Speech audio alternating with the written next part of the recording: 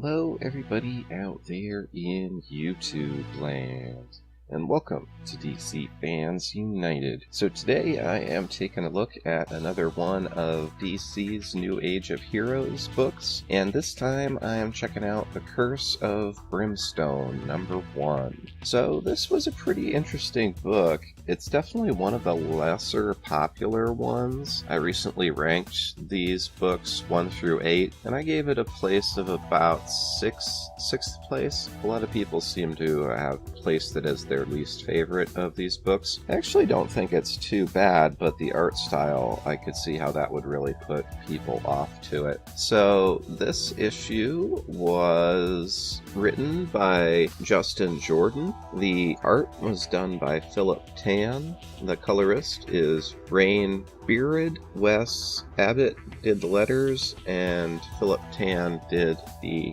cover. So I'll go ahead and check out the cover. One thing about this book is the colorist probably used up all of his orange and black ink making it, because what you see on the cover is a lot of what you see inside the book, at least in the last half of it. So we'll go ahead and start out on the first page, and you see something very similar to the cover. It's Brimstone there, and he's doing a little internal dialogue, and it says, "Everything burns. It was supposed to be different. This was supposed to save me, save my town, but it all ends the same way.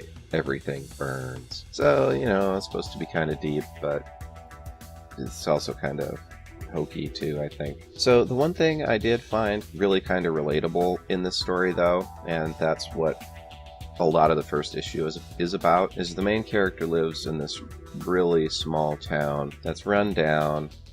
His car doesn't work very well. There's hardly any jobs. I think a lot of people living in this country, especially in rural areas, could probably relate to that. But as the story goes, you kind of see the art is really, I guess I would call it an indie style. It's definitely not the DC House style. I think this book probably would have made a little more sense if they'd put it on Vertigo, or at least the old Vertigo. This really feels like a Vertigo book from, I don't know, 10 years ago. So anyways, the guy's car doesn't work too well, and he gets stuck at a stoplight because he can't get it to start, but it finally starts, and he gets to the little cafe in the small town. His sister's a waitress there, and I did think Philip Tan did a good job of drawing the sister and the brother in a similar enough way that they really do look like they're related. And yeah, he's just hanging out at the diner, contemplating how terrible small town life is. Sheriff comes in and gets some coffee. We find out that he has arrested this guy before, and then he leaves, goes back home. Get a little bit about the neighbor being a nice old lady, and she's made cookies for them. So just kind of a sweet little moment. And so the two characters, the brother and sister, their dad's in really poor health, and he gets disability, but it's really not enough money for them. So that's a whole other issue. And we go to the next page, and the scene changes. I thought the art on this was kind of cool. A lot of people don't like Philip Tan's art. It's a real unique style, kind of like Riley Rossmo. Their art style isn't similar, but they both have really unique styles, and especially for mainstream comics, it's a little weird, so I think a lot of people were put off by that. Anyway, I thought this page looked pretty cool, and the coloring was cool. So we see the sheriff guy from earlier. He stops a car for speeding. Turns out the driver's got some kind of powers, but he also has someone called the Hound. So this hound runs up, and we see on the next page the sheriff's frozen, and he's just ice. So that's pretty interesting.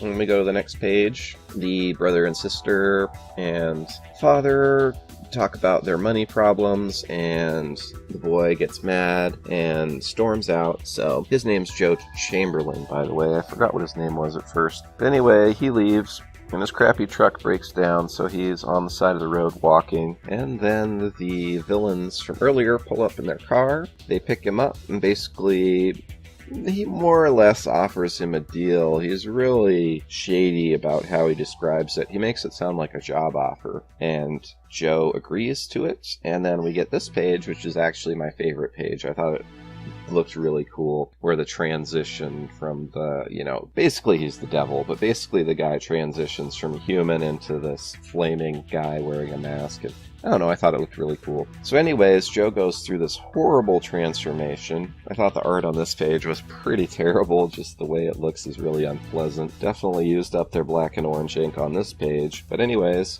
Joe becomes Brimstone, he takes on these powers, and that's how the issue ends. So it was just a short little story. Basically, I kind of liked it because I found the small town setting and everyone just having a hard life kind of relatable. But I also see why a lot of people were put off by it. And yeah, I definitely think it would have been more fitting on Vertigo or Young Animals. But in any case, that's my thoughts on it. Let me know down in the comments what you thought of the Curse of Brimstone #1. And would you like me to continue reviewing this series? Alright, that's all for now. Be sure to subscribe if you aren't subscribed. Hit that bell for notifications. And as always, thanks for watching and being a part of DC Fans United. End of line.